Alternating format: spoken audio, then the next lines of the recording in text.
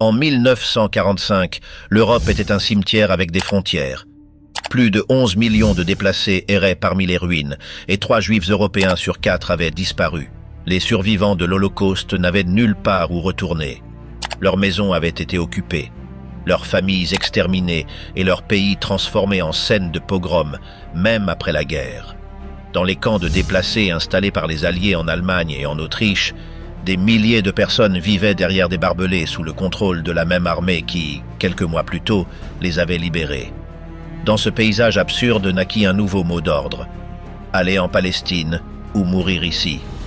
Pendant ce temps, au Moyen-Orient, la communauté juive du Yishuv, déjà organisée, armée et entraînée par les Britanniques, se préparait à un changement historique. Pendant la guerre, elle avait collaboré avec l'armée alliée en fabriquant des armes, des aliments et des uniformes, et avait formé la brigade juive, dont les soldats combattaient en Europe sous drapeau hébreu. À la fin du conflit, la Palestine devint la destination de milliers de réfugiés européens. En 1948, l'ONU approuva la partition du territoire et Ben Gourion proclama l'indépendance d'Israël. Quelques heures à peine après, 5 armées arabes envahirent le nouveau pays. Contre toute attente, la milice juive du Haganah, embryon du futur armée israélienne, résista et assura la victoire. Ce documentaire relate comment la tragédie de l'Holocauste a donné naissance à l'État d'Israël. Descendre de l'Europe à la promesse d'une patrie. Pour comprendre comment Israël est né, il faut remonter aux années de guerre, lorsque le Yishuv, la communauté juive établie en Palestine sous le mandat britannique, commença à se consolider en tant que force politique et militaire. Alors que l'Europe était dévastée par le nazisme, la Palestine devint un centre logistique de l'effort allié. On y produisait des aliments, des uniformes et des munitions pour l'armée britannique, et des milliers de jeunes Hébreux s'enrôlaient dans l'espoir que cette coopération ouvrirait la voie à l'indépendance. La peur, cependant, ne disparaissait jamais. L'avancée des troupes de Rommel vers le nord de l'Afrique fit craindre que le désert du Negev ne soit la prochaine cible allemande. À Jérusalem, des foules se rassemblaient devant le mur occidental pour prier, convaincus que le destin des Juifs en Palestine pourrait être le même que celui des Juifs européens. Des plans de défense furent élaborés, des réseaux clandestins de radio furent mis en place et des refuges furent préparés en Galilée en prévision d'une possible invasion. Dans les journaux locaux, le mot « Holocauste » commença à apparaître comme un sombre présage. Malgré la peur, la vie quotidienne continuait. La guerre transforma l'économie du pays sans rompre son isolement. Les nouvelles d'Europe arrivaient fragmentées et confuses. En 1942, un journal de Tel Aviv rapporta qu'1 million de Juifs avaient été assassinés, mais ce titre n'occupa qu'un coin de la première page.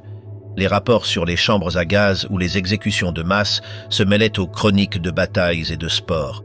La distance géographique et l'épuisement émotionnel faisaient que beaucoup ne pouvaient pas croire ce qu'ils lisaient.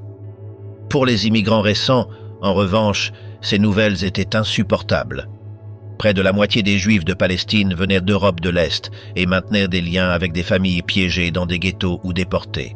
Chaque télégramme ou lettre était une blessure personnelle. Dans ce mélange de douleur et de culpabilité naquit une nouvelle conviction. La survie du peuple juif ne serait possible que sur sa propre terre. Les institutions du Yishuv, dirigées par l'agence juive, tentèrent de répondre à la tragédie par des gestes symboliques. Des jeûnes, des prières publiques et des arrêts de travail furent organisés, mais la vie en Palestine suivit son cours. Le contraste entre la normalité locale et l'horreur en Europe générait un malaise. Des intellectuels comme Martin Buber appelaient à un deuil collectif, tandis que d'autres estimaient que la douleur devait se transformer en action politique. De cette tension entre deuil et action émergea une nouvelle stratégie, transformer la tragédie en argument politique. Cette idée fut adoptée par les dirigeants sionistes. Pour Ben Gourion et l'agence juive, le devoir principal n'était pas de sauver des individus, mais de construire un État qui garantirait la survie collective. L'objectif immédiat était de renforcer les institutions, de consolider la défense et de préparer l'indépendance. Cette logique s'étendit également aux relations avec les Britanniques. En 1939, le Royaume-Uni avait publié le Livre blanc qui limitait l'immigration juive à 75 000 personnes sur 5 ans et restreignait l'achat de terres. Londres cherchait à apaiser la population arabe et à maintenir la stabilité impériale. Malgré cela, le leadership du Yishuv décida de soutenir la cause alliée. « Nous combattrons aux côtés de l'Angleterre comme s'il n'y avait pas de Livre blanc et contre le Livre blanc comme s'il n'y avait pas de guerre », résuma Ben Gourion. Près de 30 000 volontaires hébreux rejoignirent l'armée britannique, convaincus que cette loyauté se traduirait plus tard en reconnaissance politique. En 1944, la brigade juive fut formée, composée de 5 000 hommes portant sur leur uniforme une étoile de David jaune, symbole qui passa d'emblème de persécution à signe de fierté nationale. Ces membres deviendraient plus tard le noyau du futur armée israélienne et leur expérience militaire consolida le caractère défensif du Yishuv. Pendant ce temps, la question de l'immigration restait un point de conflit. Des milliers de réfugiés tentaient de rejoindre la Palestine par mer. Les bateaux étaient fragiles, surchargés et harcelés par la marine britannique. Certains atteignaient la côte de nuit, d'autres étaient interceptés ou sombraient, comme le Struma, coulé avec plus de 700 passagers. L'immigration illégale, l'Aliabet, permit l'entrée d'environ 50 000 réfugiés pendant la guerre, bien que l'on donnait la priorité aux jeunes en bonne santé et que l'on rejetait les personnes âgées ou malades. Même l'ampleur de l'extermination ne modifia pas cette politique. En parallèle, le Yishuv cherchait des moyens symboliques de participer à la guerre. En 1944, un groupe de 30 volontaires fut parachuté au-dessus de l'Europe occupée. Leur mission était de démontrer que les Juifs de Palestine n'avaient pas oublié les leurs. Parmi eux se trouvait Anna Senesh, poétesse hongroise de 23 ans, capturée et exécutée. Avant de mourir, elle écrivit « Heureux le feu qui, en brûlant, allume d'autres flammes ». Son sacrifice devint un mythe fondateur de l'héroïsme israélien et renforça l'idée d'un peuple qui, même dans la défaite, devait agir. Les négociations avec les nazis pour échanger des vies contre des ressources, comme le Plan Europe ou l'opération Camion contre sang, échouèrent en raison de la méfiance des Alliés et des réserves du leadership juif. Les Britanniques craignaient une arrivée massive de réfugiés. Les Américains rejetaient tout accord avec l'ennemi. Depuis Jérusalem, Ben Gourion et Moshe Charette restaient dans les limites diplomatiques.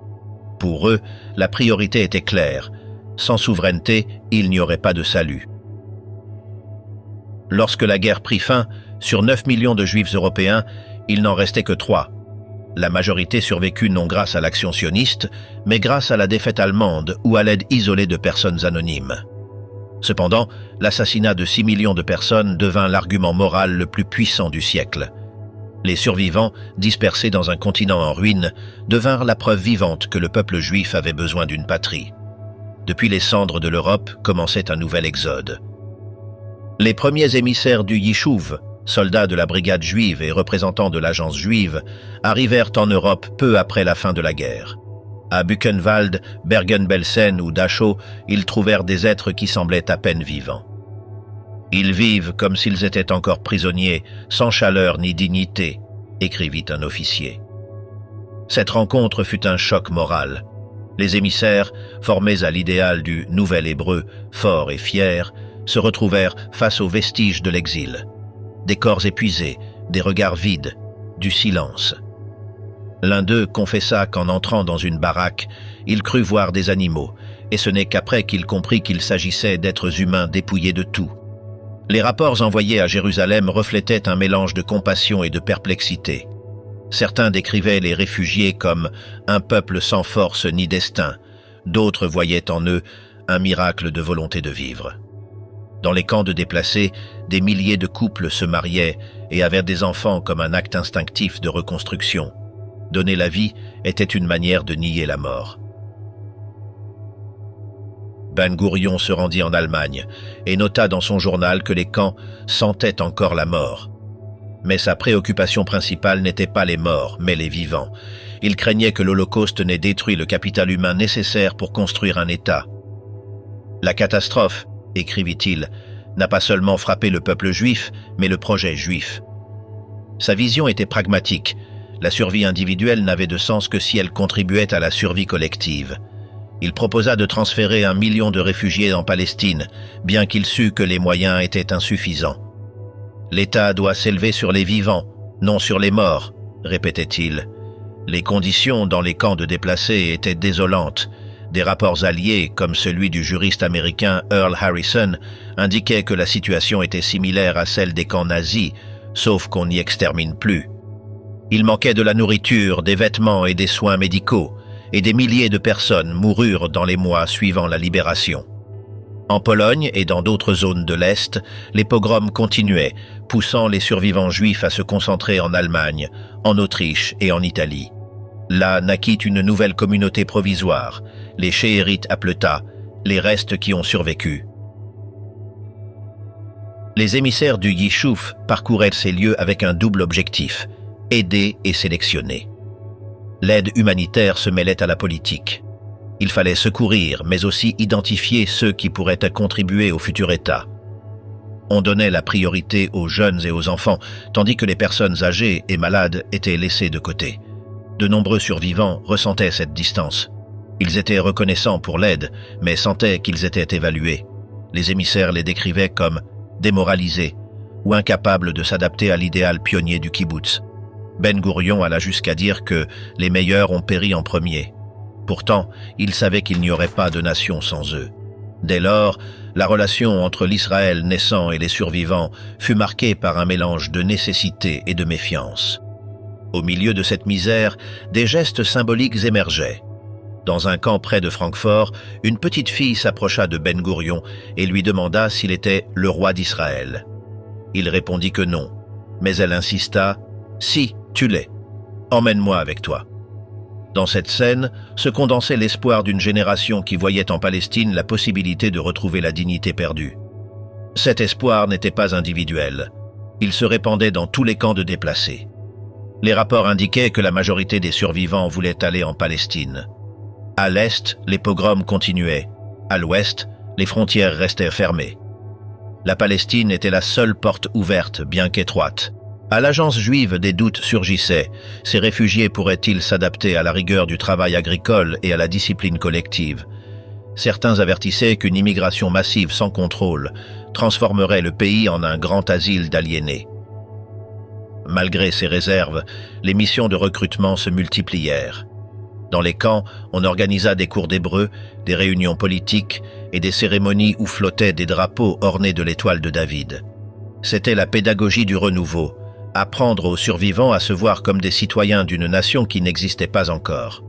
À la fin de 1945, les premiers bateaux partirent clandestinement pour la Palestine. Certains furent interceptés par la marine britannique. D'autres parvinrent à débarquer de nuit, aidés par des militants du Haganah. Cette opération, l'Aliabet, fut bien plus qu'un défi logistique, c'était une affirmation politique.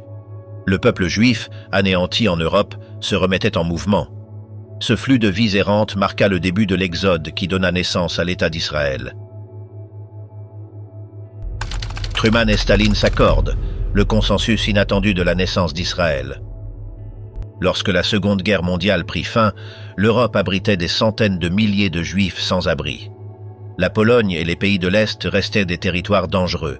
Les pogroms de 1946 à Kielce et Cracovie démontrèrent que le retour était impossible.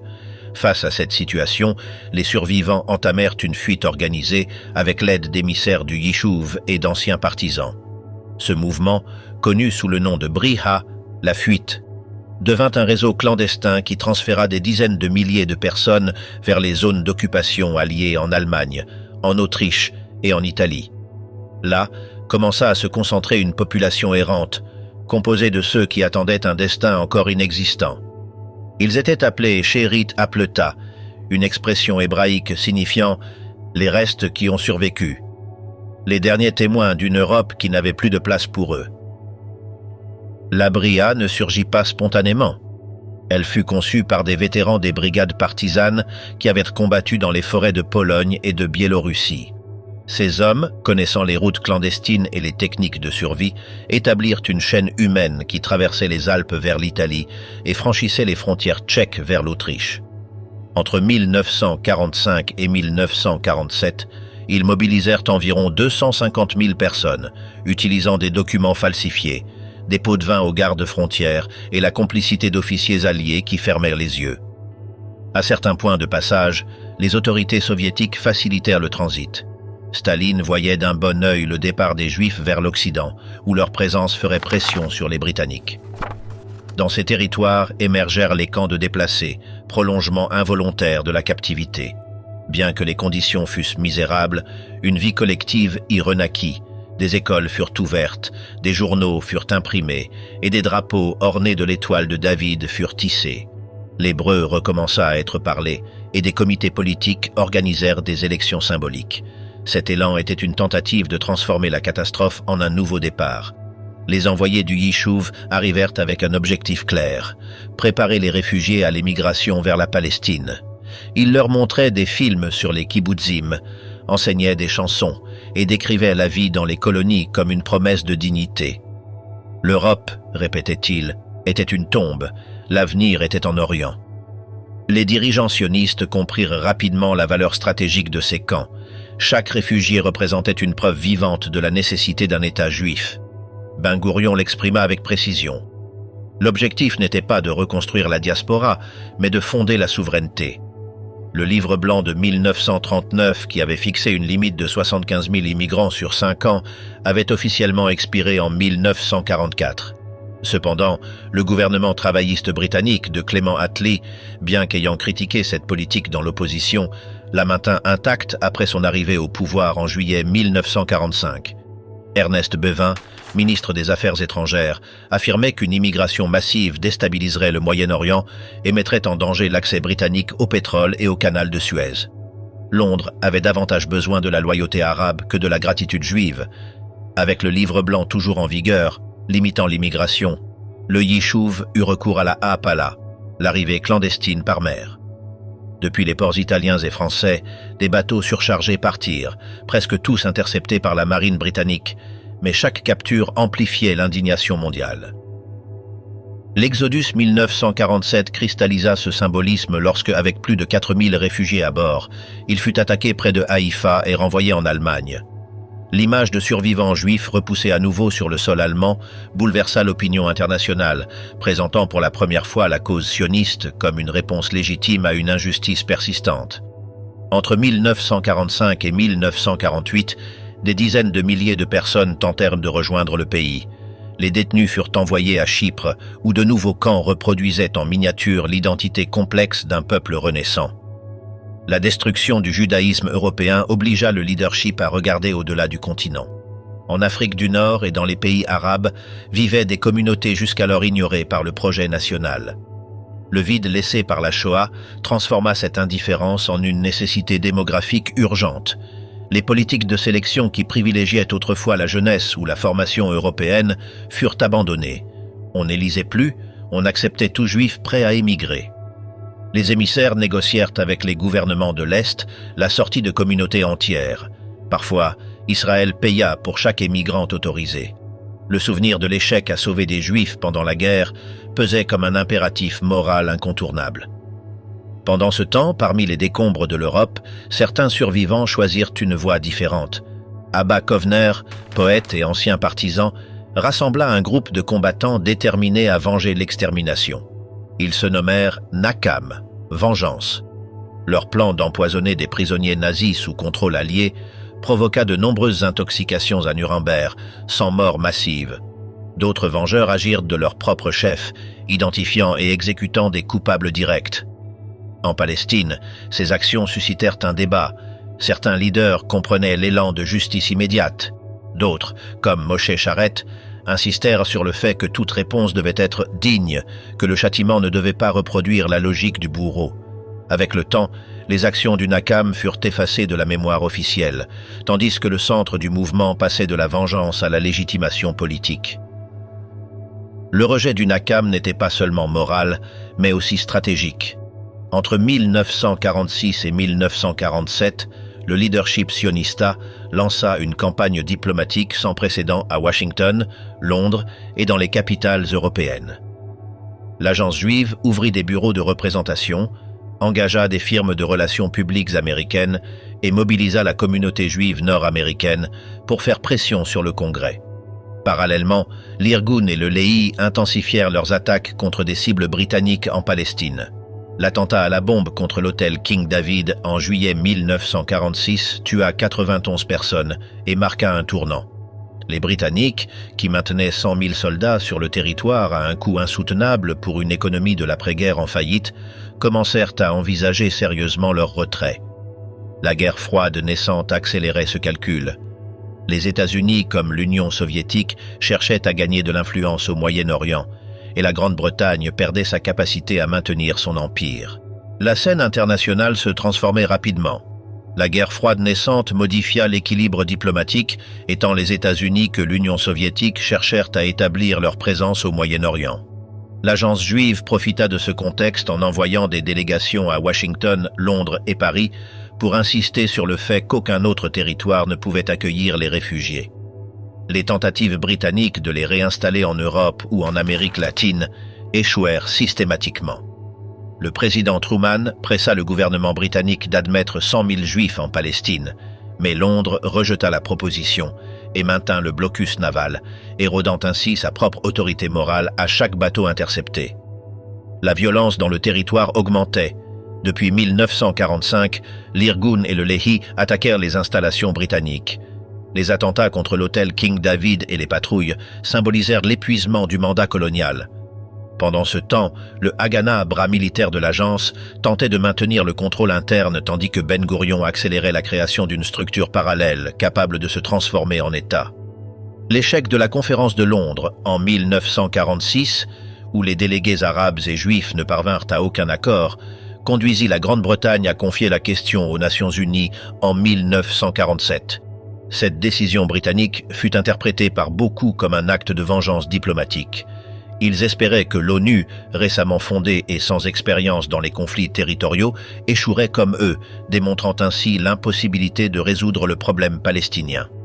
La commission UNSCOP visita les camps de réfugiés et fut choquée par les scènes de barbelés et d'enfants faméliques qui rappelaient les camps de concentration. Elle conclut qu'il était impossible de maintenir le statu quo.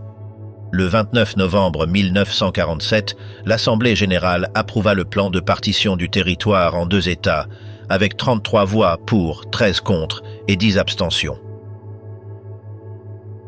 Le vote fut le résultat d'une campagne diplomatique acharnée. Le bloc soviétique vota en faveur pour affaiblir la présence britannique. Les États-Unis firent pression sur les pays latino-américains et les Philippines pour obtenir les 2 tiers nécessaires. La France apporta son soutien en échange de l'arrêt de l'aide du Yishuv aux rebelles algériens.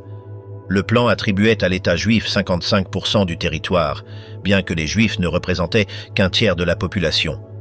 Les terres attribuées incluaient le désert du Negev, considéré comme stérile, mais aussi les zones côtières plus fertiles et développées. L'État arabe se retrouverait fragmenté en 3 segments sans continuité territoriale. Les délégués arabes quittèrent la salle avant le vote, déclarant qu'ils n'accepteraient jamais la partition. Les rues juives explosèrent de joie, les rues arabes de colère. En quelques heures, les affrontements commencèrent. La guerre civile éclata sans déclaration formelle. Routes bloquées, colonies assiégées et villes mixtes transformées en zones de combat. Le Haganah, réorganisé en brigades régulières, adopta rapidement une stratégie offensive. Sous la direction de Yigael Yadin, le plan Dalet définit les étapes à suivre: sécuriser les corridors de communication, occuper les zones stratégiques et neutraliser les positions hostiles.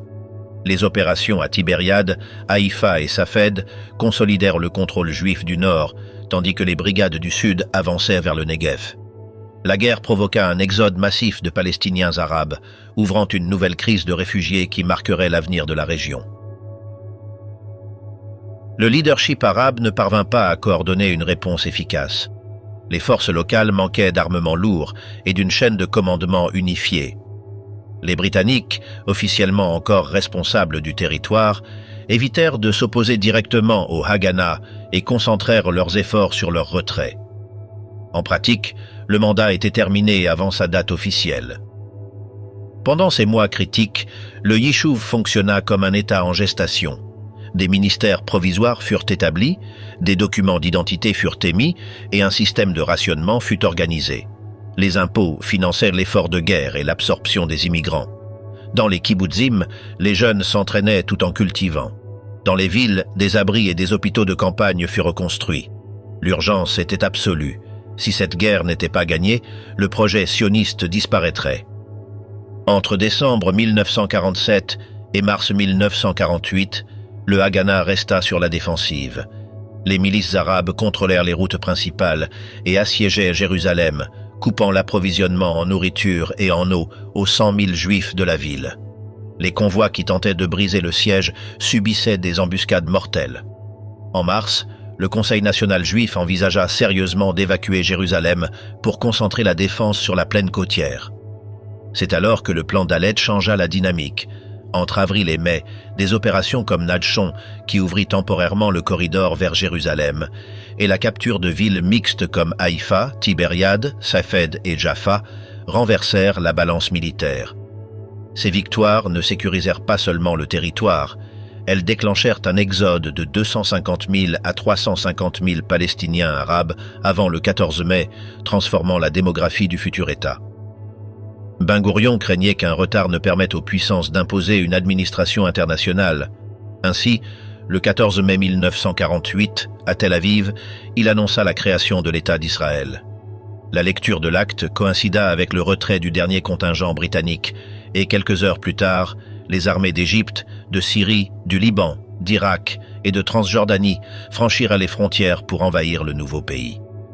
Dès le début, Israël partait avec un désavantage. Il comptait 35 000 hommes face à plus de 50 000 soldats arabes équipés d'artillerie et d'aviation. Cependant, la désunion de l'ennemi et l'organisation interne du Haganah se révélèrent décisives. L'opération Nachon permit de ravitailler Jérusalem, assiégée depuis mars, et démontra l'efficacité d'une nouvelle armée. À mesure que la structure militaire se consolidait, les milices Irgun et Lehi furent intégrées sous un commandement unique, transformant le Haganah en force de défense d'Israël. Dans ce contexte, l'approvisionnement en armes devint un facteur crucial et dramatique. En janvier 1948, le Haganah ne disposait que de 10 000 fusils et d'aucune artillerie lourde. L'embargo sur les armes imposé par l'ONU, approuvé en avril, bloquait légalement tout achat. Cependant, le Yishuv avait commencé, des mois plus tôt, à établir des contacts clandestins en Europe. La Tchécoslovaquie, alors sous contrôle communiste et avec l'approbation soviétique, devint le principal fournisseur. Entre mars et mai 1948, 25 avions de chasse Avia S-199, version tchèque du Messerschmitt allemand, arrivèrent accompagnés de 34 500 fusils, 5 200 mitrailleuses et des millions de munitions. Les avions furent démontés, expédiés par bateau et réassemblés en secret. Leur apparition dans le ciel à la fin du mois de mai surprit les armées arabes et modifia l'équilibre aérien. Le coût fut énorme, Israël paya des prix exorbitants et de nombreux pilotes moururent dans des machines défectueuses, mais sans ce trafic, la guerre aurait été perdue. Pendant ce temps, la diplomatie se développait avec la même intensité que les combats. La reconnaissance immédiate d'Israël par le président Truman assura un soutien politique et un accès à des fonds. L'Union soviétique reconnut également le nouvel État, cherchant à affaiblir l'influence britannique. Pour la première fois, les deux superpuissances convergeaient vers un même objectif. Sur le champ de bataille, les offensives arabes commencèrent à s'essouffler progressivement. Au nord, les forces israéliennes sécurisèrent la Galilée et prirent Acre. Au centre, elles conquirent Lida et Ramla, consolidant le corridor vers Jérusalem. Et au sud, l'opération Yoav brisa l'encerclement égyptien et permit d'avancer vers le Negev. Les armistices de 1949 furent négociés séparément, évitant un front arabe unifié. Le premier fut conclu avec l'Égypte en février, suivi par le Liban en mars, la Jordanie en avril et enfin la Syrie en juillet. Ralph Bunche, médiateur de l'ONU, mena les négociations sur l'île de Rhodes. Chaque armistice établit des lignes de cessez-le-feu, non des frontières reconnues, qui attribuèrent à Israël environ 78% du territoire du mandat britannique, bien plus que les 55% prévus par le plan de partition.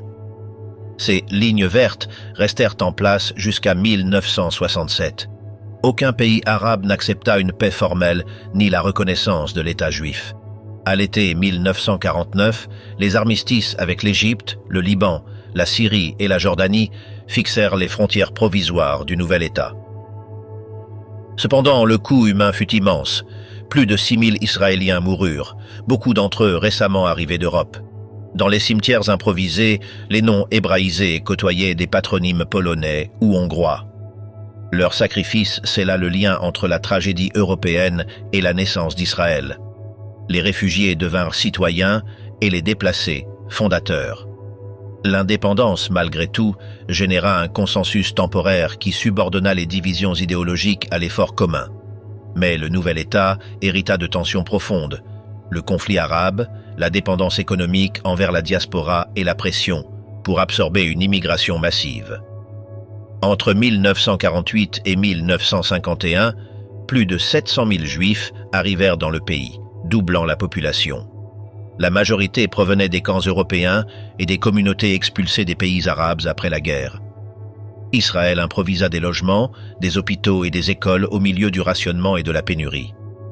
Sur le plan international, le jeune pays chercha à consolider sa légitimité en se présentant comme une réponse morale à l'échec de l'Europe. Les délégations israéliennes rappelaient que l'Holocauste avait démontré la nécessité d'une souveraineté juive. Cette narrative devint la base éthique de la reconnaissance internationale, tandis que la diplomatie dirigée par Charette recherchait une légitimité pratique, être admis dans la communauté des États, obtenir une aide économique et assurer des frontières stables. La fin de la guerre laissa Israël avec un territoire plus vaste que celui prévu par la partition, mais sans frontières définitives ni paix formelle. Des centaines de milliers de Palestiniens déplacés restèrent dans des camps, ouvrant une nouvelle question internationale. À l'intérieur du pays, la priorité était d'intégrer les immigrants et de consolider les institutions. En 1949, les premières élections eurent lieu. Weizmann fut élu président et Ben Gourion Premier ministre. La guerre avait transformé un mouvement dispersé en un État fonctionnel. En moins de 3 ans, le monde passa de la découverte des camps de concentration à la naissance d'une nation armée. Les survivants qui erraient en Europe en 1945 devinrent la base démographique du nouveau pays. Les dirigeants qui avaient privilégié la stratégie au sauvetage consolidèrent leur vision. L'Holocauste cessa d'être uniquement une tragédie pour devenir le fondement de la légitimité politique. Israël émergea comme le résultat de cette séquence. Extermination, exode et souveraineté. Enfin, à la fin de 1948, alors que les derniers combats s'achevaient dans le désert du Negev, Ben Gourion écrivit dans son journal « L'histoire n'accorde aucun répit, chaque victoire annonce une nouvelle menace. » Il savait que l'indépendance n'était que le début. Le pays manquait de frontières sûres, dépendait de l'aide extérieure et devait intégrer des centaines de milliers de réfugiés. Mais il comprenait aussi que, pour la première fois en 2000 ans, les Juifs avaient leur propre armée, un gouvernement et un drapeau sur un territoire qu'ils pouvaient appeler le leur. Le siècle de la persécution s'achevait, celui de la construction venait de commencer. L'heure du pardon, comment l'Allemagne acheta la paix avec Israël. Avec la guerre terminée et l'indépendance encore précaire, Israël entra dans une phase différente, celle de transformer la victoire en stabilité. L'enthousiasme initial céda la place au défi de la reconstruction et à une question inévitable. Comment transformer la mémoire de la catastrophe en fondement politique et économique pour le nouvel État? À ce stade, la décision du comité central ouvrit une nouvelle étape dans laquelle la lutte pour la mémoire fut subordonnée à une négociation d'État.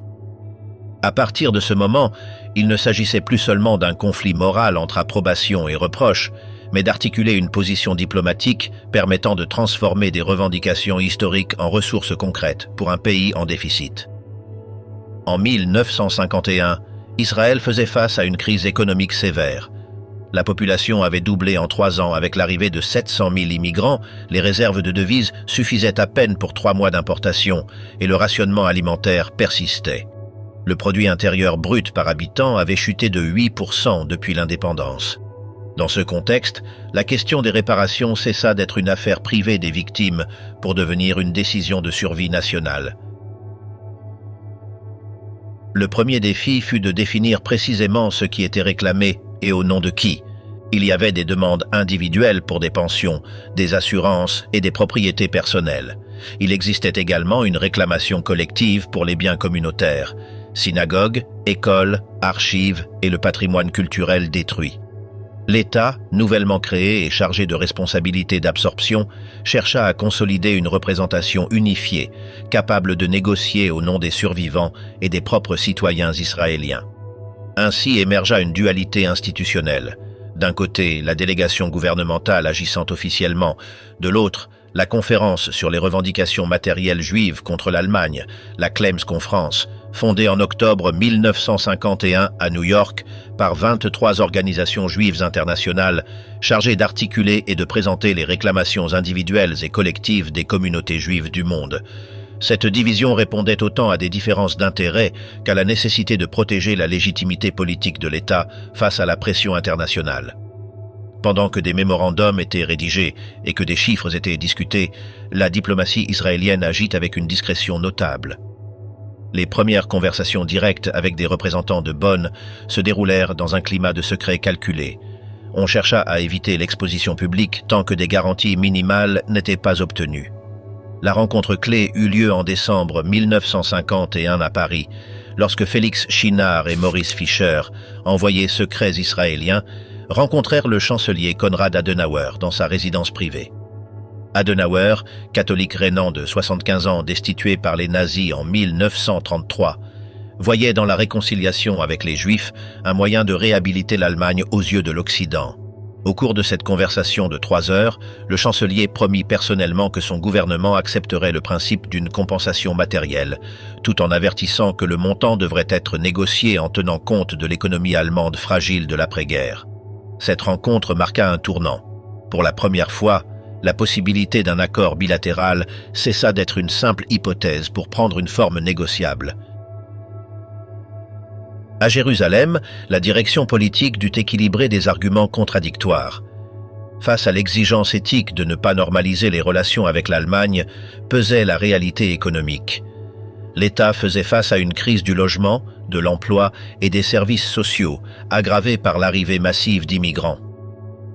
Pour de nombreux responsables gouvernementaux, accepter de dialoguer avec Bonn ne signifiait pas renoncer à la mémoire, mais chercher les moyens d'assurer la survie et le développement du pays. Cette thèse prédomina au sein du MAPAI et de la direction de l'État. La réparation matérielle ne solderait pas la dette morale, mais permettrait de reconstruire des infrastructures et d'offrir des compensations individuelles pour soulager les besoins urgents. Le 7 janvier 1952, Ben Gourion présenta la proposition au plénum de la Knesset. Ce qui suivit fut l'une des sessions les plus violentes de l'histoire parlementaire israélienne. Menahem Begin, leader du Herut, appela à une manifestation de 15 000 personnes devant le bâtiment législatif. Dans un discours enflammé depuis les marches du Parlement, il cria que Ben Gourion trahissait les morts et qu'il y avait des Allemands qui tuaient des Juifs et maintenant des Juifs qui commerçaient avec les assassins. La foule, composée de survivants de l'Holocauste et de vétérans de l'Irgun, tenta d'envahir le bâtiment. La police répondit avec des gaz lacrymogènes et des matraques. Il y eut des centaines de blessés et plus de 400 détenus. Begin fut suspendu du Parlement pendant 3 mois. À l'intérieur de la Knesset, le débat dura 14 heures. Finalement, avec 61 votes pour et 50 contre, le gouvernement obtint l'autorisation d'entamer des négociations formelles. Parallèlement, la négociation exigeait de résoudre des questions juridiques complexes. Quelle base légale permettait à un État de réclamer des dommages causés par un régime criminel contre des personnes qui n'étaient même pas ses citoyens au moment des faits? Comment quantifier les biens communautaires dispersés entre différents pays et juridictions, souvent soumis à une confiscation légale avant la guerre? Les juristes israéliens développèrent une argumentation novatrice. Israël héritait des droits des communautés juives détruites en tant qu'État du peuple juif. Ils calculèrent que l'absorption de 500 000 survivants avait coûté $1,5 milliard en logements, santé et emploi. L'Allemagne devait payer cette somme en compensation des coûts d'absorption. C'était une formule qui évitait les débats impossibles sur la valeur d'une vie humaine et transformait la revendication en une facture de frais de réinstallation. C'est pourquoi la Claims Conference joua un rôle technique central. Collecter des documents, certifier les réclamations, établir des critères d'éligibilité et présenter des dossiers pour soutenir les revendications face aux fonctionnaires allemands et aux organismes intermédiaires. Sur le plan international, le processus de normalisation avec une Allemagne réintégrée à l'Occident ne se déroulait pas dans le vide. La guerre froide conditionnait les ouvertures et les alliances. L'Occident avait besoin de stabiliser la République fédérale, et la réhabilitation de Bonn était perçue comme un élément de la stratégie occidentale. Les États-Unis exercèrent une pression discrète sur les deux parties, sur Israël pour qu'il accepte de négocier et sur l'Allemagne pour qu'elle paie. Washington craignait qu'un conflit non résolu ne ternisse l'image de l'Allemagne occidentale au moment où son intégration à l'OTAN et son réarmement étaient nécessaires comme rempart contre le communisme. Le haut-commissaire américain à Bonn, John McCloy, avertit Adenauer que le refus des réparations compromettrait l'aide du plan Marshall et retarderait la récupération de la souveraineté allemande. Cette tension expliquait, en grande partie, la hâte de certains à transformer une réparation symbolique en un accord matériel. Les négociations entamées le 21 mars 1952 à Wassenaar représentèrent l'un des épisodes diplomatiques les plus tendus de l'après-guerre.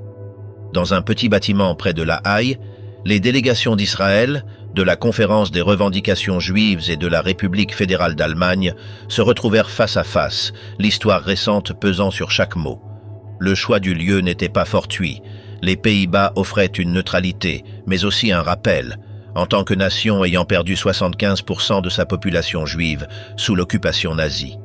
L'équipe israélienne était dirigée par Giora Yoseftal, né à Nuremberg et ancien commandant du Palmach, et Eliezer Chinard, originaire de Bavière, accompagné par Georg Landauer et supervisé politiquement par Nahum Goldmann, figure clé de la diplomatie juive internationale et président du Congrès juif mondial. En face d'eux se trouvait Franz Böhm, professeur de droit destitué par les nazis en 1935 pour s'être opposé aux lois raciales, et Otto Küster, juriste démocrate chrétien. Tous à Bonn ne partageaient pas cette disposition. Le ministre des Finances Fritz Schäfer, ancien membre du Parti populaire bavarois, et plusieurs secteurs conservateurs considéraient ces pourparlers comme une humiliation inutile.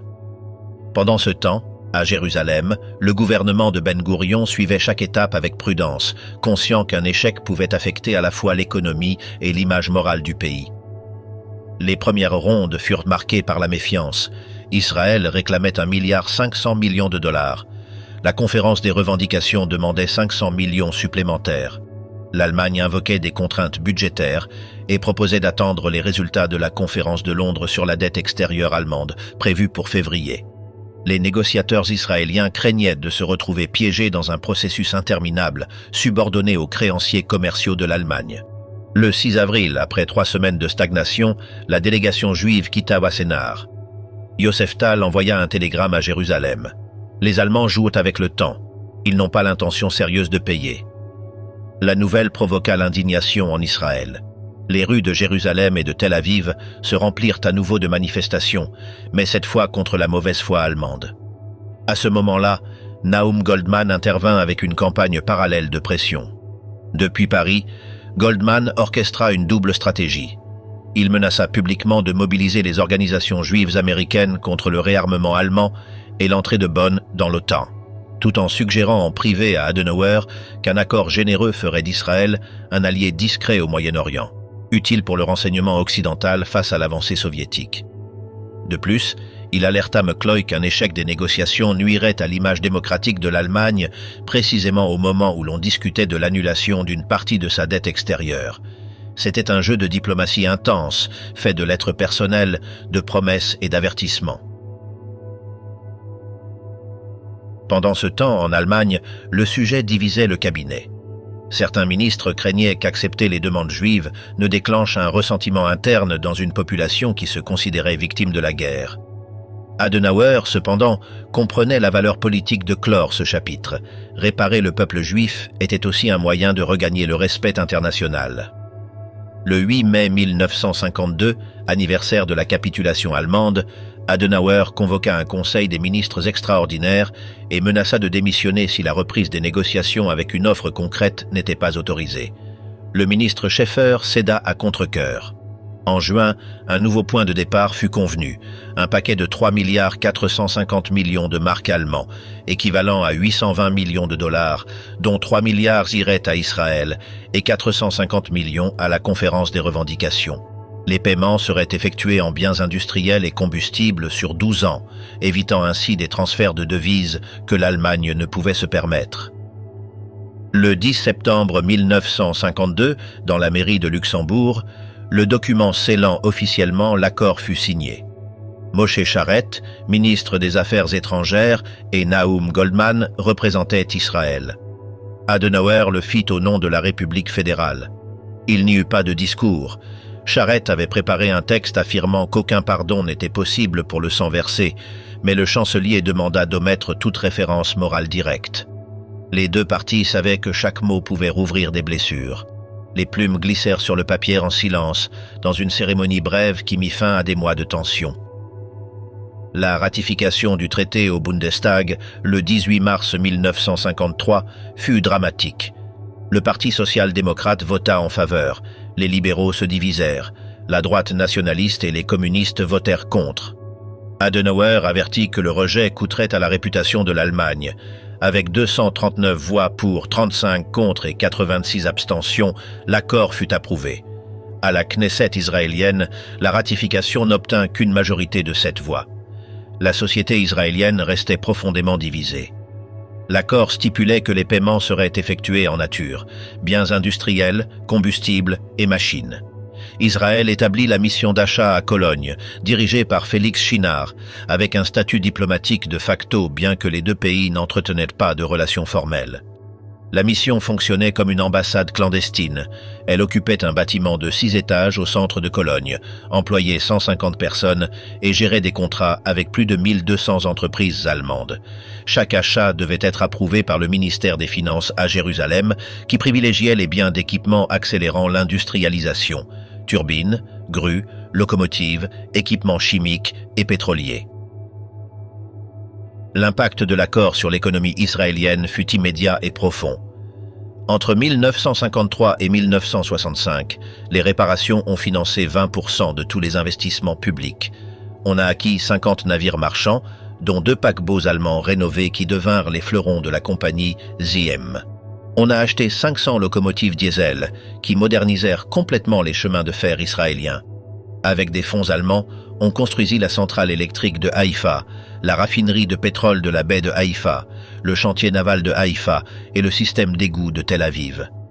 Les mines de phosphate du Negev reçurent des équipements d'excavation allemands qui triplèrent la production.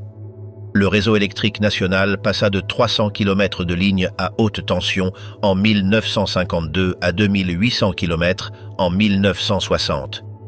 La croissance industrielle accéléra la sortie de la période d'austérité et permit de réduire la dépendance à l'aide américaine.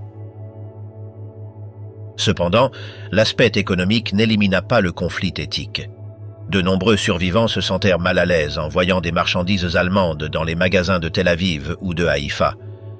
En 1954, un scandale éclata lorsque l'on découvrit que le gouvernement avait acheté des voitures Mercedes-Benz pour un usage officiel. Begin dénonça à la Knesset que les ministres israéliens circulaient dans les voitures des bourreaux. Ben-Gourion répondit que l'État devait être pragmatique et non sentimental, mais ordonna de ne plus acheter de véhicules allemands pour les fonctionnaires. D'autres, bénéficiaires de compensations personnelles, devaient affronter des démarches qui ravivaient leur traumatisme. Les formulaires exigeaient de détailler les lieux de détention, les dates, les blessures et les pertes de biens, le tout en langue allemande. Les indemnités arrivaient lentement, et chaque réclamation impliquait de justifier les persécutions subies. Dans les kibbutzim, l'argent des compensations provoqua des crises idéologiques. À Ein Harod, le plus grand kibbutz du pays, l'Assemblée débattit pendant 3 nuits pour savoir si les membres pouvaient recevoir des paiements individuels. Les vétérans socialistes soutenaient que tout revenu devait être collectivisé. Les survivants répondaient que cet argent représentait leurs familles assassinées. Finalement, il fut convenu que les membres conserveraient 30% et remettraient le reste à la collectivité. Dans d'autres kibbutzim, les décisions furent plus radicales. Certains refusèrent tout contact avec l'argent allemand. D'autres autorisèrent à conserver l'intégralité des compensations, générant pour la première fois des différences de richesse personnelle au sein de communautés égalitaires. Pour Ben Gourion, la signature du traité fut une victoire politique mais aussi un coup moral. En privé, il reconnaissait que l'accord avait sauvé le pays d'une crise financière, tout en avertissant qu'il ne devait pas être interprété comme une réconciliation. Dans ses journaux de 1953, il écrivit « Nous prenons à l'Allemagne ce qui nous revient. Ce n'est pas du pardon, c'est un recouvrement. Les morts ne ressusciteront pas, mais les vivants construiront. » Il ordonna de centraliser la gestion des achats pour éviter la corruption et la spéculation. Malgré les craintes initiales, l'exécution allemande fut ponctuelle. Les biens arrivaient chaque année selon le calendrier et le flux de ressources devint une partie essentielle du budget national jusqu'en 1965. La coopération économique entraîna inévitablement une relation politique plus étroite. Les visites discrètes entre diplomates des deux pays se multiplièrent. En 1956, lors de la crise du Sinaï, Adenauer garantit personnellement que les approvisionnements allemands ne seraient pas interrompus malgré la pression internationale et ordonna d'accélérer les livraisons de carburant dont Israël avait besoin pour sa campagne militaire. C'était la confirmation qu'au-delà de la rhétorique, une alliance tacite se construisait entre deux États en quête de légitimité. L'accord transforma la position d'Israël dans le système international. Avec des ressources pour importer des technologies et développer son industrie, le pays consolida ses infrastructures de base en moins d'une décennie. La Banque d'Israël calcula que 15% de la croissance nationale et près de 45 000 emplois étaient directement ou indirectement issus des fonds de réparation. Mais son influence la plus profonde fut symbolique. Pour la première fois dans l'histoire moderne, un État reconnaissait une responsabilité matérielle pour les crimes commis contre les Juifs. Cette dimension politique n'éteignit pas les résistances internes. Le 27 mars 1952, avant le début des négociations, Eliezer Soudi, survivant du ghetto de Vilna, envoya un colis piégé à Adenauer. Il explosa dans un commissariat de Munich, tuant un officier et blessant deux autres. Soudi fut arrêté à Paris et extradé en Allemagne, où un tribunal le condamna à 8 ans. En Israël, certains secteurs de l'opinion publique le considéraient comme un héros tragique. Alors que certains transformaient la mémoire en action politique, d'autres la convertissaient en une méfiance silencieuse. La normalisation avec l'Allemagne restait, pour beaucoup, une blessure ouverte que le temps ne refermerait pas facilement. Kastner et Eichmann, la mémoire de l'Holocauste entre les mains d'Israël.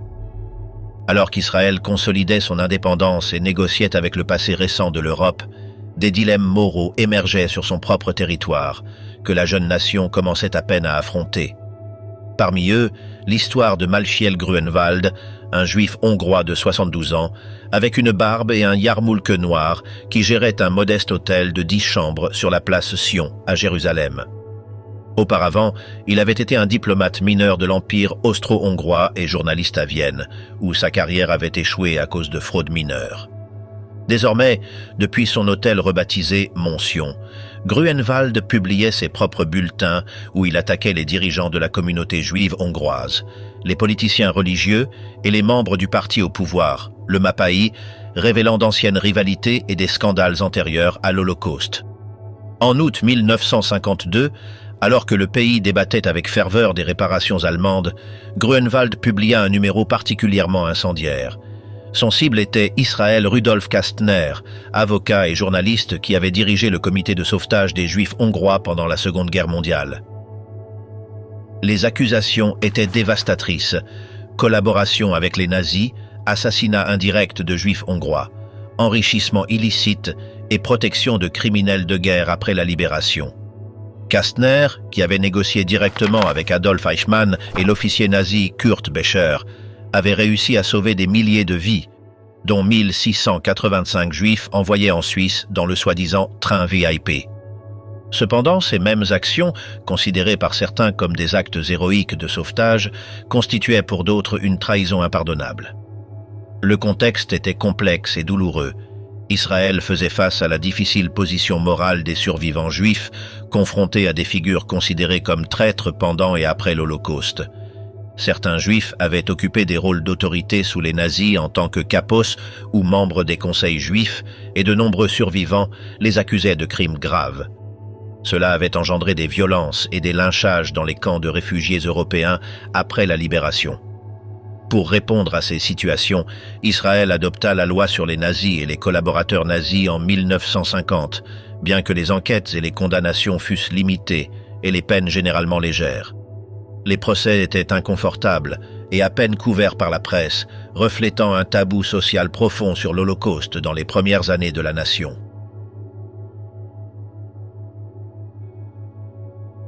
La publication de Gruenwald conduisit Kastner à affronter une plainte pour diffamation intentée par l'État. Le procureur général Haim Cohen insista sur l'action en justice, privilégiant la défense de l'autorité gouvernementale. Le procès débuta le 1er janvier 1954 devant le juge Benjamin Halevi. Initialement, les journaux n'en firent qu'une couverture limitée, mais le cas était destiné à devenir bien plus important. L'avocat de la défense, Shmuel Tamir, ancien combattant de l'Hetzel et membre fondateur du parti Herut, vit dans cette affaire une opportunité politique extraordinaire. Ambitieux et astucieux, Tamir transforma ce qui devait être un simple procès pour diffamation en le procès Kastner, en faisant un examen de la moralité et des décisions du parti au pouvoir, pendant et après l'Holocauste. Il interrogea Kastner sur sa relation avec Becher, sur la sélection des passagers du train VIP qui incluait des membres de sa propre famille, et sur l'omission d'informations cruciales qui auraient pu permettre une résistance armée ou l'évasion des Juifs hongrois. Tamir soutint que Kastner avait dissimulé l'intention exterminatrice des nazis et favorisé certains groupes en échange de son silence, ce qui équivalait à de la collaboration et une trahison. Le procès s'élargit bien au-delà de la diffamation initiale. Il devint un débat national sur la collaboration, la résistance, l'éthique et la politique, impliquant les dirigeants du Yishuv et la justice israélienne.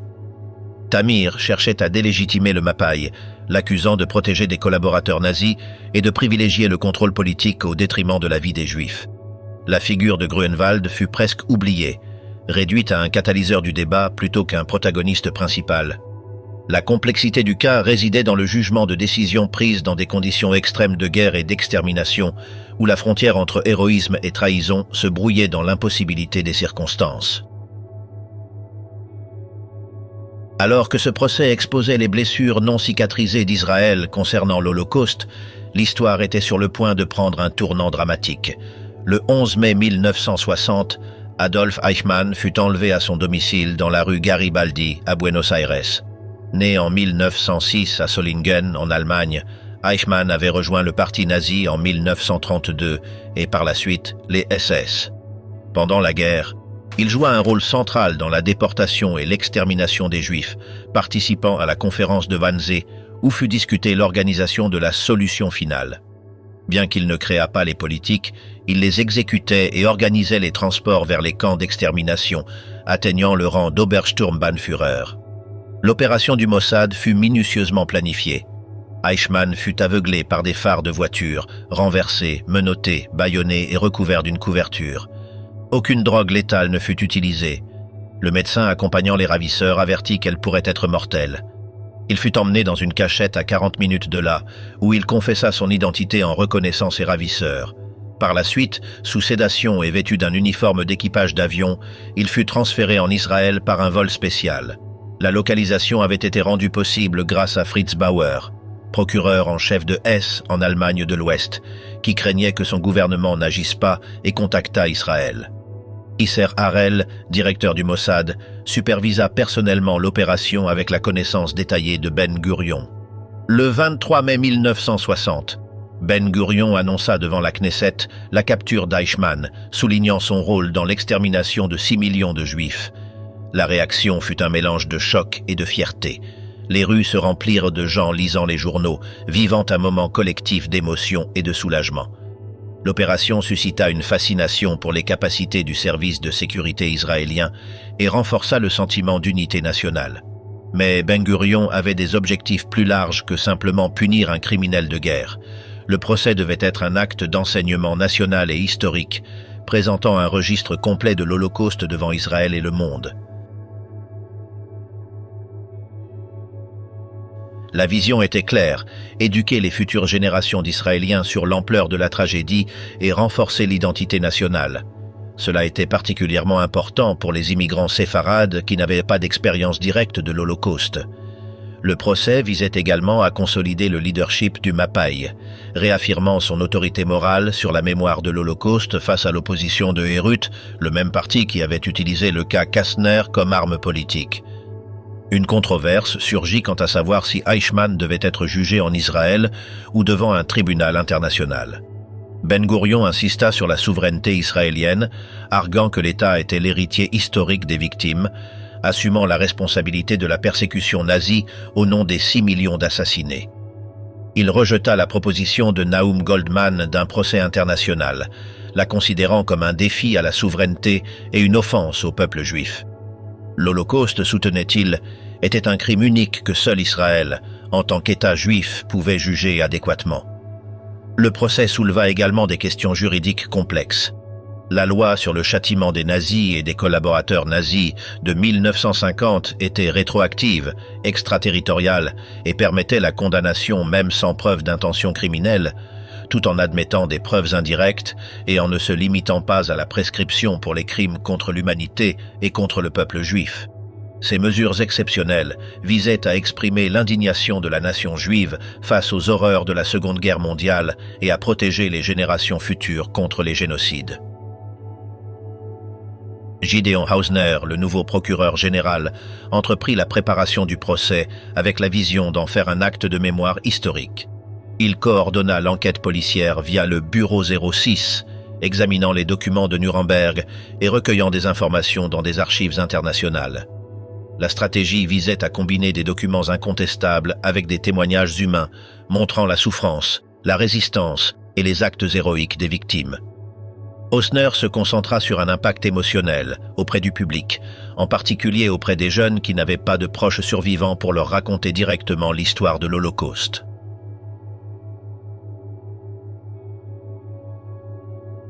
Rachel Auerbach, historienne et survivante du ghetto de Varsovie, sélectionna des témoins en se concentrant sur les horreurs de l'extermination et la résistance. Hausner privilégia des témoignages authentiques de diverses classes sociales et professions, s'assurant que le procès représente l'expérience de toute la communauté juive européenne. Certains témoignages furent préférés à ceux de figures publiques pour garantir une narration plus directe et émotionnelle. La préparation inclut également une considération minutieuse de la diplomatie internationale, notamment avec l'Allemagne de l'Ouest, pour éviter un ressentiment excessif susceptible d'affecter les relations politiques ou économiques. La composition du tribunal fut un sujet délicat. Benjamin Halevi, président du tribunal de district de Jérusalem, et le même juge qui avait présidé l'affaire Kastner, s'auto-désigna comme juge du dossier Eichmann. Cela suscita des objections de la part du président de la Cour suprême, Yitzhak Olshan, et du ministre de la Justice, Pinhas Rosen, qui craignait que Halevi ne soit trop émotionnellement impliqué en raison de ses antécédents dans des affaires liées à l'Holocauste. Un compromis fut finalement trouvé. Halevi présida le tribunal aux côtés d'autres juges nommés par la Cour suprême. L'avocat de la défense d'Eichmann, Robert Servatius de Cologne, nécessita également une législation spéciale pour permettre sa participation, car jusqu'alors, seuls les citoyens israéliens pouvaient plaider dans les tribunaux israéliens. Les préparatifs pratiques inclurent l'adaptation du théâtre Beit Ham pour accueillir plus de 600 journalistes internationaux, avec une traduction simultanée et un accès au dossier complet. Pour la première fois dans l'histoire judiciaire israélienne, des caméras de télévision furent autorisées, transformant le procès en un événement médiatique international. Cette attention reflétait l'intention de Ben-Gourion et Hausner d'éduquer et de sensibiliser non seulement le public israélien, mais aussi la communauté internationale sur l'ampleur de la Shoah et la responsabilité des coupables. Hausner prit des décisions stratégiques concernant l'étendue des accusations. Il aurait pu limiter les charges à des actes spécifiques de malveillance pour souligner la responsabilité individuelle d'Eichmann. Cependant, il choisit de présenter des accusations larges couvrant la persécution des Juifs dans tous les territoires occupés par les nazis, s'assurant que le procès reflète l'ampleur de la solution finale et la responsabilité systématique de l'accusé. Cette décision visait à prévenir la perception que les crimes avaient été exagérés ou isolés. garantissant que le procès transmette l'histoire complète de l'extermination. Après l'exécution d'Adolf Eichmann en mai 1962, Israël comprit que le procès ne suffisait pas à refermer la blessure collective. La sentence légale nécessitait un complément plus profond. Transformer le traumatisme en pédagogie nationale, domestiquer la catastrophe et lui donner une place permanente dans la conscience de l'État. Ainsi, le mont Herzl à Jérusalem-Ouest devint le lieu où convergent trois récits inséparables. Le sionisme politique, le sacrifice militaire et la mémoire de l'extermination européenne. Sur cette colline stratégiquement conçue, le cimetière militaire abritant des milliers de tombes de soldats tombés depuis la guerre d'indépendance se trouve à quelques mètres au-dessus de Yad Vashem, inauguré en 1953. Cette proximité physique n'est pas fortuite, mais délibérée. Elle matérialise l'équation idéologique fondamentale de l'État, où de l'anéantissement européen émerge la souveraineté armée. Le visiteur qui gravit la colline parcourt, sans le savoir, le récit national complet, des cendres au drapeau, du deuil à la résurrection. Le nom même du mémorial provient du prophète Isaïe. « Je leur donnerai un monument et un nom », qui en hébreu se dit Yad Vashem. Mais la citation est stratégiquement incomplète. Le verset original se termine en disant « meilleur que des fils et des filles », une phrase que le sionisme laïque ne pouvait accepter. Pour l'État moderne, aucune mémoire ne pouvait glorifier la mort au détriment de la vie. La mémoire devait être nationale, non pieuse, héroïque, non résignée. Cette tension traverserait toute la construction du mémorial pendant des décennies. La bataille pour contrôler le souvenir commença bien avant l'existence de l'État. Dès 1942, alors que l'extermination commençait à peine à être comprise dans son ampleur, différentes organisations sionistes se disputaient l'appropriation de la commémoration future. Mordechai Shenabi, vétéran de la Première Guerre mondiale et membre d'un kibboutz, proposa un ambitieux parc commémoratif où la douleur se transformerait en forêt, chaque arbre représentant une vie perdue. Simultanément, le Fonds national juif lança son propre projet, vendre des certificats d'arbres à des juifs du monde entier pour une livre sterling chacun. Cette marchandisation du deuil suscita une controverse, mais démontra également une vérité fondamentale. La mémoire pouvait être une industrie, une infrastructure, un commerce. Après l'indépendance de 1948, David Ben-Gourion centralisa rigoureusement la commémoration. Le gouvernement comprit le pouvoir symbolique de cette entreprise et décida qu'Israël devait être le seul gardien légitime de la mémoire. Le ministère des Affaires étrangères donna des instructions explicites à ses ambassades pour décourager la création de monuments de l'Holocauste à l'étranger. La mémoire devait avoir sa capitale à Jérusalem. Il y eut même des propositions radicales. Accorder la citoyenneté israélienne posthume aux 6 millions de victimes, intégrant ainsi légalement les morts à l'État-nation. Bien que cette idée n'ait pas abouti, elle révèle l'intensité avec laquelle Israël revendiquait une autorité exclusive sur le génocide. En août 1953, le Parlement adopta la loi du mémorial de l'Holocauste et de l'héroïsme. Le ministre de l'Éducation, Ben-Zion Dinur, historien et survivant, formula la thèse centrale. La Shoah était la conséquence directe de la diaspora. Un peuple sans État était condamné à l'extermination. Israël, par conséquent, n'était pas seulement un refuge, mais une réparation historique et une garantie de survie.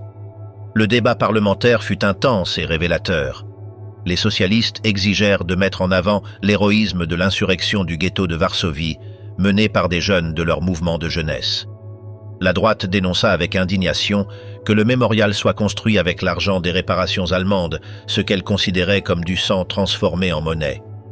Les religieux réclamèrent que l'espace soit transformé en sanctuaire sacré. La version finale adopta un équilibre tendu, holocauste et héroïcité, deux mots qui marqueraient toute la pédagogie nationale. 2 ans auparavant, le Parlement avait instauré le jour du souvenir de l'Holocauste, fixé stratégiquement 1 semaine après la Pâque juive, coïncidant avec l'anniversaire de l'insurrection du ghetto de Varsovie en avril 1943.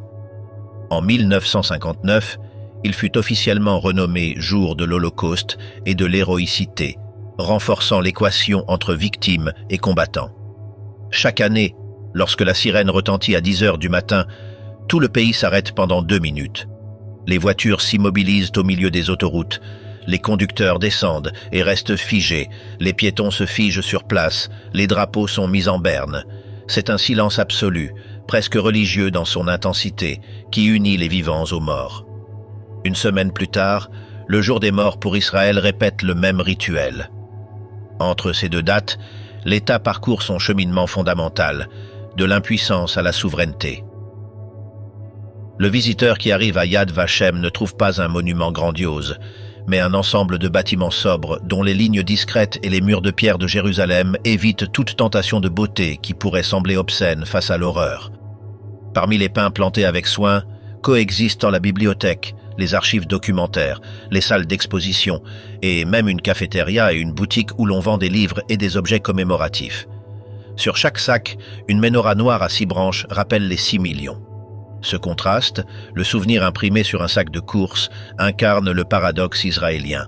Comment maintenir vivant le deuil sans le transformer en routine? Dans la cour principale, des groupes d'écoliers et de soldats forment des rangs ordonnés. Ils écoutent en silence tandis que leurs fusils reposent sur leurs sacs à dos. C'est une image qui définit toute une pédagogie. Se souvenir pour défendre, apprendre la leçon du passé comme garantie de l'avenir. Dans cette scène quotidienne se synthétise l'équation morale de l'État. La mémoire de l'Holocauste n'est pas seulement une évocation de la souffrance, mais une leçon militaire, une mise en garde constante sur la fragilité de l'existence juive sans pouvoir propre. Le parcours commence par l'avenue des Justes parmi les nations, où plus de 26 000 arbres plantés individuellement rendent hommage aux non-juifs qui ont risqué leur vie pour sauver des juifs. Chaque arbre porte une plaque avec le nom du sauveur.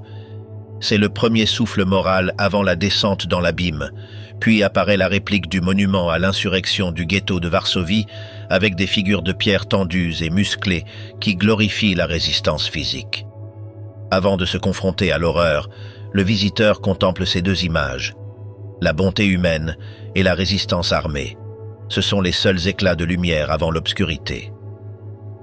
À l'intérieur du bâtiment original, les photographies en noir et blanc et les textes brefs en hébreu, anglais et yiddish prédominent.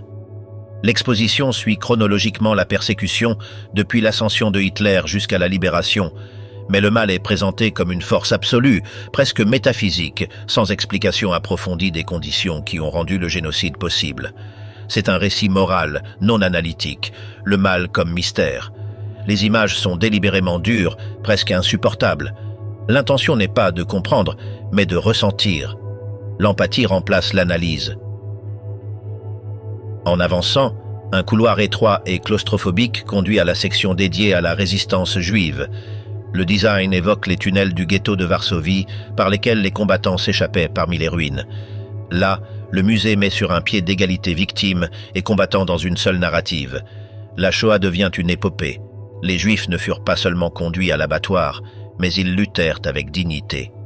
Ce message, répété dans les écoles pendant des décennies, servit à consolider l'idéal du nouvel hébreu, fort et armé, radicalement opposé à l'image du juif diasporique, perçu comme faible.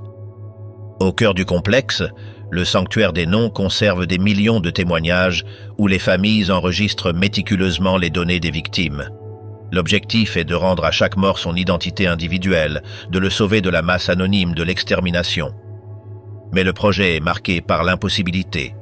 Même après 8 décennies de recherche, seule la moitié environ des noms ont été documentés. Certains dirigeants craignaient que ce vide irrémédiable n'offre des arguments aux négationnistes, mais l'acte même de nommer l'innommable devint un acte de foi laïque, une résistance contre l'oubli. Le centre spirituel est l'Ohel Yizkor, le tabernacle du souvenir, une structure austère en basalte sombre inaugurée en 1961. La salle est uniquement éclairée par une ouverture dans le plafond qui laisse la lumière tomber de manière dramatique sur une flamme éternelle brûlant au-dessus de cendres ramenées des camps d'extermination. Les noms de 22 camps principaux sont gravés dans le sol comme des cicatrices. Auschwitz, Treblinka, Sobibor, Majdanek. C'est là que se tiennent les cérémonies officielles et les visites des chefs de gouvernement étrangers. Il n'y a ni présence rabbinique ni liturgie religieuse. C'est un temple laïque où le silence remplace la prière. Mais la mémoire n'a jamais été unique. Le judaïsme orthodoxe a créé son propre langage parallèle de deuil, rejetant la sécularisation de la souffrance. Il a choisi une autre date du calendrier religieux pour réciter le Kaddish pour les morts sans sépulture. Ces héros n'étaient pas les partisans, mais les rabbins qui sont morts en priant. En 1949, sur le mont Sion, ils ont construit la chambre de l'Holocauste, un sanctuaire religieux rempli d'objets brûlés, de rouleaux de la Torah carbonisés et de cendres. Yad Vashem a considéré cet espace comme une déviation, mais son existence rappelait que la mémoire ne pouvait pas être le monopole de l'État. Depuis les années 50, Yad Vashem a défendu avec acharnement son rôle de centre mondial du souvenir. Il a bloqué des projets à Paris et tenté d'empêcher des initiatives européennes. Dans les années 80, il a dû accepter l'ouverture du Grand Musée de l'Holocauste à Washington. Israël a compris que le monopole absolu était impossible, mais n'a jamais renoncé à sa revendication d'une autorité morale suprême. Au fil des décennies, le récit de l'héroïsme s'est transformé en celui du deuil intime. De nouveaux espaces inaugurés dans les années 90 ont marqué ce tournant. La vallée des communautés détruites, avec les noms de 5000 communautés anéanties, et surtout le mémorial des enfants, une salle souterraine où des miroirs reflètent à l'infini 5 bougies, créant l'illusion d'1,5 million de lumière pour les enfants assassinés. Un directeur du musée a résumé ce changement avec clarté. Il n'était plus nécessaire de parler constamment d'héroïsme. Le mot Holocauste contenait tout. La société israélienne, qui pendant des décennies avait implicitement jugé les victimes pour leur apparente passivité, a commencé à s'identifier à leurs souffrances sans condition. L'État a cessé de parler uniquement au nom des morts et a commencé à les écouter. Lors des cérémonies les plus récentes, des citoyens ordinaires lisent publiquement les noms des victimes, un par un, pendant des heures. Parmi eux, des ministres et des premiers ministres prononcent pour la première fois les noms de leurs propres proches assassinés, brisant des décennies de silence personnel. Ce qui était autrefois une leçon patriotique est devenu un acte d'intimité nationale. Dans cette voie collective, entre la fierté et la douleur, se résume la conscience israélienne contemporaine. Ce souvenir n'est pas seulement un devoir, mais la manière même d'exister. Cette histoire rappelle que de la souffrance peuvent naître l'espoir et la responsabilité. Comprendre comment Israël est né après la tragédie de l'Holocauste invite à valoriser la dignité humaine, à rejeter la haine et à toujours défendre la paix, la mémoire et le respect entre les peuples.